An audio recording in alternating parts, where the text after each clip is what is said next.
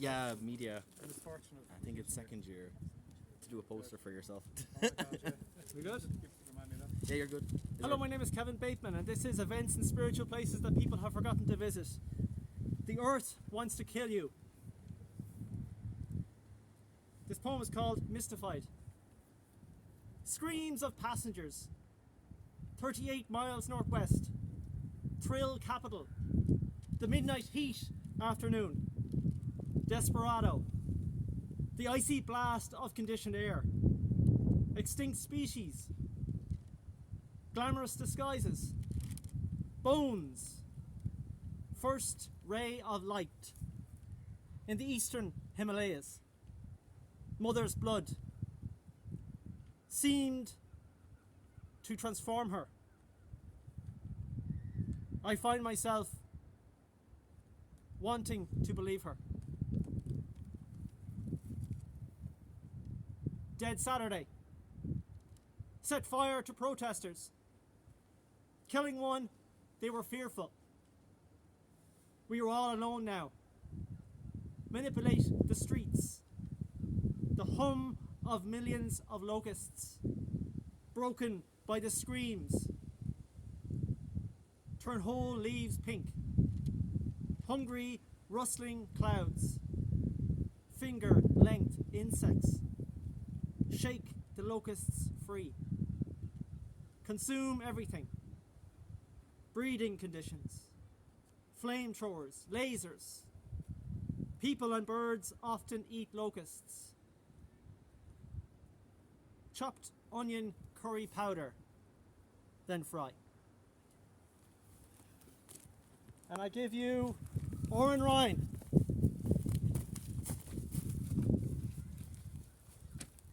For the want of something better to do in Buffalo. For the want of something better to do in Buffalo. For the moment, the music and I didn't know the difference.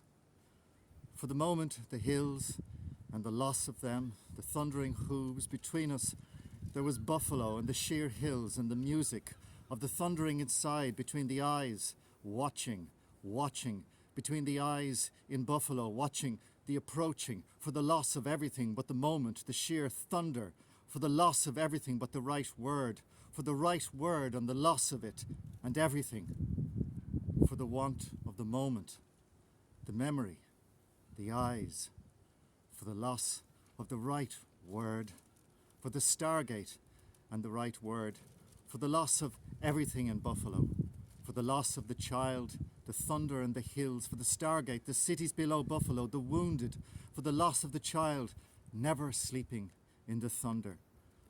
The stars, nothing but the word, for the tears like stars, for the stars like tears, for the want of stars, tears, for the child in Buffalo, for the want of Buffalo. No? 4, 3 more. Okay. Portrait of an atheist monk at prayer. In these days of silence, I have no love to give. In this land of half-light, I have no prayer to offer you. All these words I speak are but a breath of memory, barren as autumn leaves, blown by a November breeze in the darkness before dawn, where I wake alone, trembling in the chill before day with the ghosts of the people of silences, longing with the laughter of tears, whispering lyrics I could never express.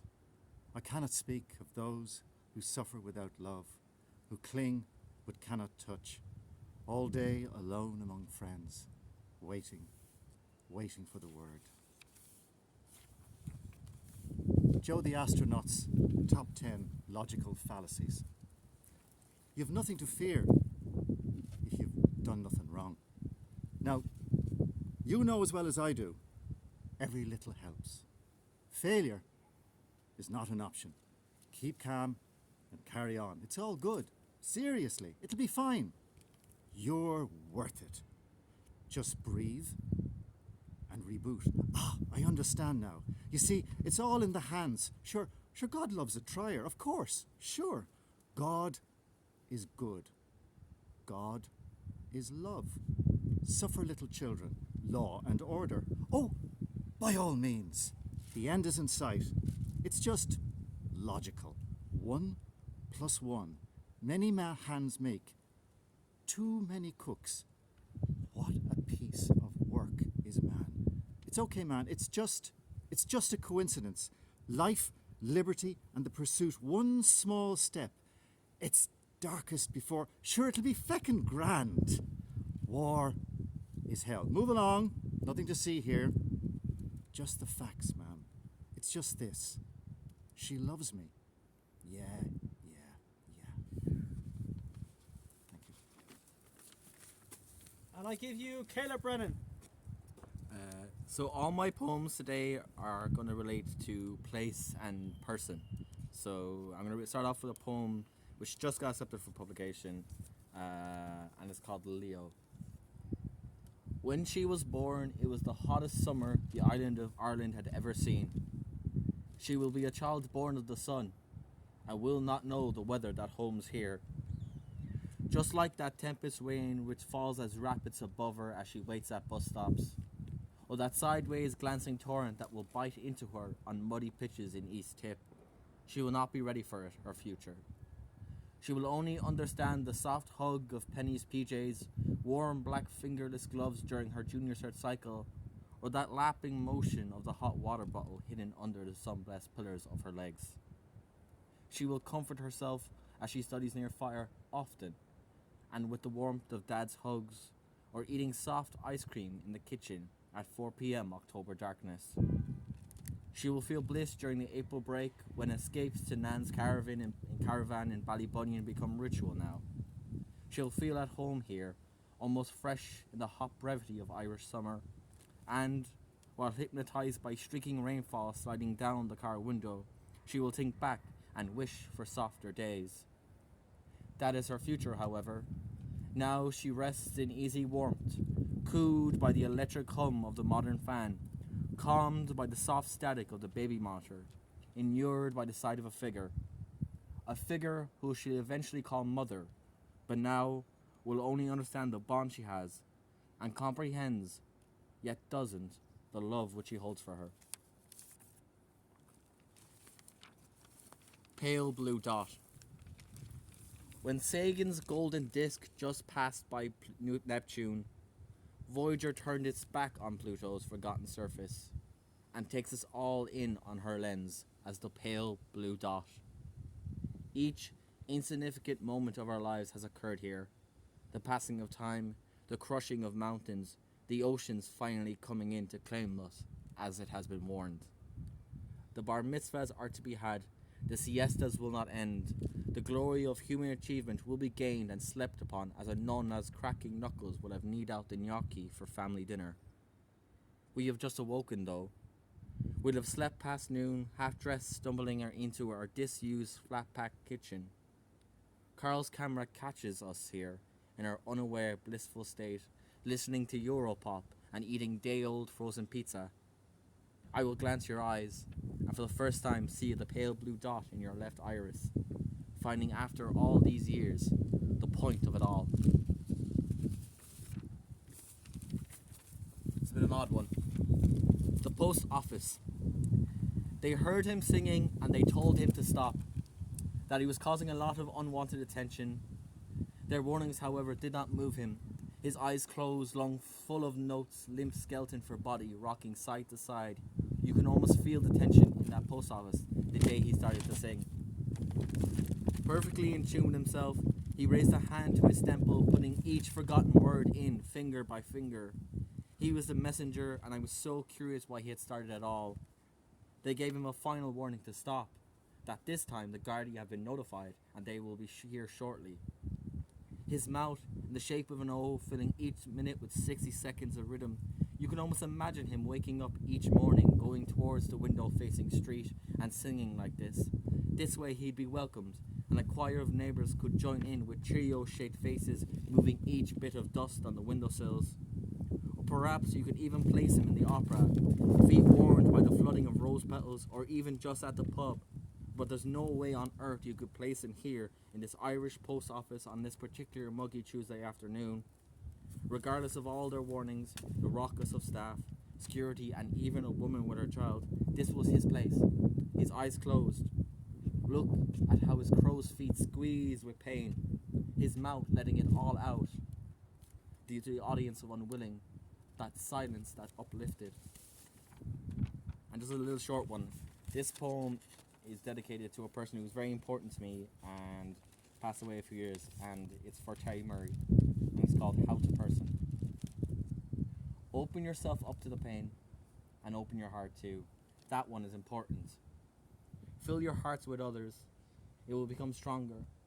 Laugh at terrible jokes. They are the best jokes, not including yourself, of course. Be kind to strangers. Carry around useless sheets of paper and whinge how blank they are. Fill the useless with useless words. Remember them with love. Hold them with care. Broken things needed, and you are very broken, but also very loved. Be forgotten for a day. Drink lots of cheap wine. Get lost and be found by accident. And if you fail all that, just enter the 4 most important modes of being a person. Thank you. I'm sorry. I forgive you. And of course, I love you. Thank you. And I give you Professor Eoin Devereux. Thank you, Kevin. I'm struck by a strange thought as we read here this evening. We're in the old water gate, which was literally the gate where residents here centuries ago got water from the Abbey River and from the Shannon River. And I'm also struck by the fact that my mother was born 10 feet from where I'm standing, and she would have played here. She was born in 1933, and she would have played in this very graveyard. And it's appropriate that I begin this evening with a poem. All the poems this evening are about class, about social class. And the first poem this evening talks about my maternal grandmother, Bridget O'Sullivan, who lived here, and indeed my mother, Anne. It's called All Belonging to Me. After 4 years scrubbing floors in Brooklyn, Bridget O'Sullivan returned to sell root vegetables, turnips, carrots, parsnips, potatoes, from a sturdy pitch pine table guarding her stout front door near Stony Thursday Corner. Headstrong Annie Gray was a factory hand who gulled the Wexford Constabulary, transporting guns and bullets secreted in the folds of her robin starch petticoats across the slanted town of Enniscorthy.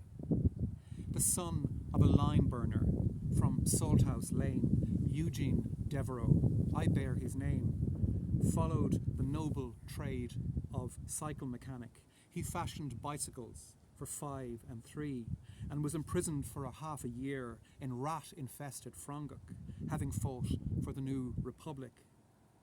A stocky carman, Dominic Kennedy, cloaked by 2 ranks, flour bags stitched together, carried heavy loads from Limerick docks in all weathers.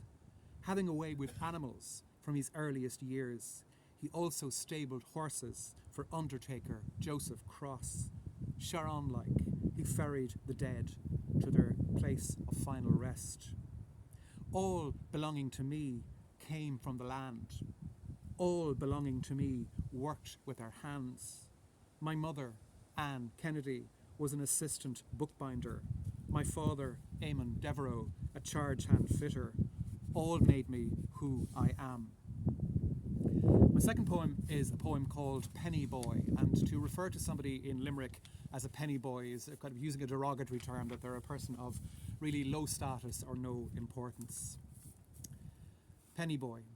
At first, my untutored lazy eye didn't even register the many clues scattered all over the greasy streets of this pig town. From the wrong side of the tracks, we were shunted from the very start. Our final destinations preordained by Christian brothers who rooted us to trades, labouring, or the boat. Classes called after saints, harbingers of our final destinations. Patricks, Gerards, Nessans, Kevins, Malachys, Senans. It was Big Jim Kemmy and Johnny Rotten who helped me unpick the code. My class honoured the patron saint of the falsely accused. But that didn't stop the dandruff and chalk-flecked teachers promising to follow our careers through ANCO, or better still, through the courts. There were further hints beyond the high walls of our school, fragrant Laurel Hill girls, the well-turned-out daughters of the new moneyed, who wouldn't dream of telling their mothers precisely where we hailed from. Or the mohair-suited manager who turned down my softly spoken job application to work as a penny boy in the Harrods of Limerick, saying they couldn't have the likes of me knocking around the finest emporium in town. And for all the guff about doctors and dockers singing from the one hymn sheet, the great and the decent indelibly marked us like the children of Cain. The stain placed upon us was far deeper than an Indian ink dot. We were forever judged by estate, by street, by accent. It's a short poem about my worldview, even at this late hour of my life. It's called Proclamation. My grown-up sons can't control their laughter when they hear my proclamation that I still consider myself working class. Our conversation is bound by rules unspoken. It checklists an expanse of well-trodden ground. On the debit side, my current address, salary, change of accent, my social mobility. On the credit side, my council estate upbringing, my family's history, my inverted snobbery. In the end, it's the older of the two who has the last word. Trying to keep a straight face, he says, "Jesus, Dad." Next, you'll be saying you're still a socialist. So last poem is a poem called The Bullfield, and I'm delighted that The Bullfield has been published, but it's about to appear in an anthology published by Poetry Ireland next month called Vital Signs, and it's an anthology of poetry in relation to medicine and healing. And this is a poem called The Bullfield. I grew up, as you probably gathered, on a council estate in Limerick, which before it was this council estate, it was a field known locally as the Bullfield. It was a field that the psychiatric hospital used for farming and for storing turf and so on. And a number of years ago, I was effectively packing up and closing up our house when my mum had died. And this poem came to me, and it was one of those poems that kind of magically came to me very quickly. I don't know where it came from, but it came to me very quickly. It's called The Bullfield. On All Souls' Day, I knelt down on the mottled tundra clay, ear cupped to the frozen ground. I could faintly hear the murmurings of men, buried, nameless, in the pauper's grave. Simple men like Francie Murphy and Brendan Plunkett, let out for the day, to belly crawl over damp drills, hand-picking potatoes, greyhound cabbage, carrots, turnips, mangels. It takes a lot of work to feed a hospital. In the Bullfield, I see Matty Keane and Pow O'Brien, able-bodied innocents, chopping wood or ricking turf, thrown the odd players or woodbine as payment for their toil. In the Bullfield, I also see tormented men like Jim Sullivan and Dinny Ryan, fattening pigs with sour milk and potato skins, and slopping out greeny brown scutter from their pens. I see them all, and somehow can't deny them. Men who were dumped in silence at first light, from the back of a blue Ford tractor, exchanging their labour for bed and board in the madhouse, named after the patron saint of workers. Thank you. Now, would someone like to hold the stick for us and record the end of it? Sorry, could I read it? No. Yeah. Can someone? Yeah, sure, go for it. Yeah. Perfect. So, can everybody come together?